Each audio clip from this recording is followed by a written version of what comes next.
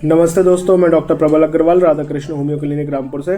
आज जिस टॉपिक के ऊपर मैं आपसे डिस्कस करने वाला हूं वो है एनीमिया। एनीमिया, जैसा कि हम सब जानते हैं, एनीमिया का मतलब होता है खून की कमी। तो खून की कमी होने के क्या कारण होते हैं? या तो आपका ब्लड लॉस हो रहा हो, उस वजह से खून की कमी हो जाती है, या फिर सही से प्रोडक्शन ना हो रहा हो आपके आरबीसी का, उसकी वजह से खून की कमी होती है, या फिर ज़्यादा डिस्ट्रॉय हो रही हो आपकी आरबीसी, उसकी वजह से खून की कमी आपकी बॉडी में होती है। जब आपकी बॉडी में खून की कमी होती है तो आपने देखा होगा बच्चों का मिट्टी खाने का मन करता है। बच्चे बहुत मिट्टी खाते हैं ज़मीन से छुटा के, या दीवार से, या गमले की, या फिर वो अनडाइजेस्टेबल थिंग्स जो होती है उनको खाने का काफ़ी मन करता है। तो ये सब जो होता है ये एनीमिया के कारण होता है, खून की कमी की वजह से।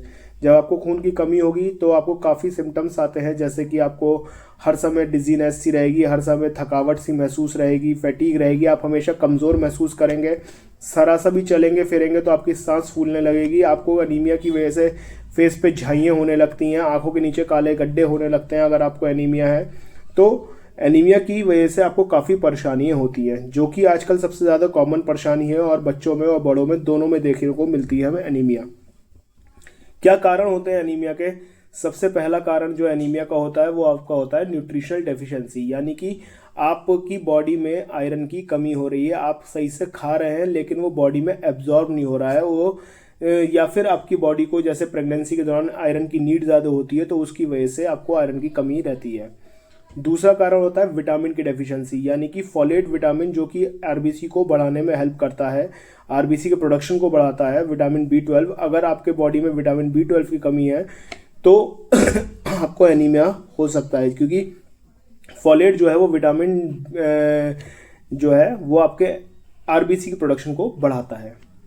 तीसरा कारण आपका होता है ब्लड लॉस। ब्लड लॉस या तो आपको कोई बीमारी हो उसकी वजह से हो जाए, या एक्सीडेंटल ब्लड लॉस हो जाए, या फिर आपको कैंसर होता है उसके अंदर ब्लड लॉस होता है, या कोई भी क्रॉनिक किडनी डिजीज होती है उसके अंदर ब्लड लॉस होता है, तो उसकी वजह से भी आपको एनीमिया हो सकता है। तीसरा, बोन मैरो की कोई आपको डिजीज़ है। अगर बोन मैरो की डिजीज़ के अंदर जैसे आपको लुकीमिया है, या फिर आपको माइलोडिस्प्लेजिया है, जिसकी जो कि जो है आपका डिजीज़ होती है एक माइलोडिस्प्लेजिया, और बोन मैरो को आपका खून बनाने से रोकती है, आरबीसी के प्रोडक्शन से रोकती है।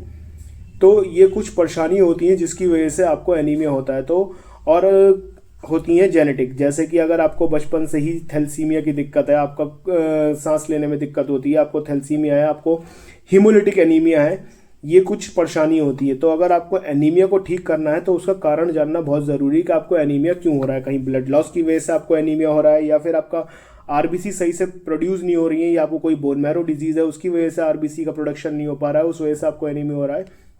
तो एनीमिया को ठीक करने से पहले एनीमिया के बारे में जानना ज़रूरी है। एनीमिया का पैनल होता है उसको कराना बहुत ज़रूरी है, जिससे कि आपको पता चले कि आपको किस तरह का एनीमिया हो रहा है।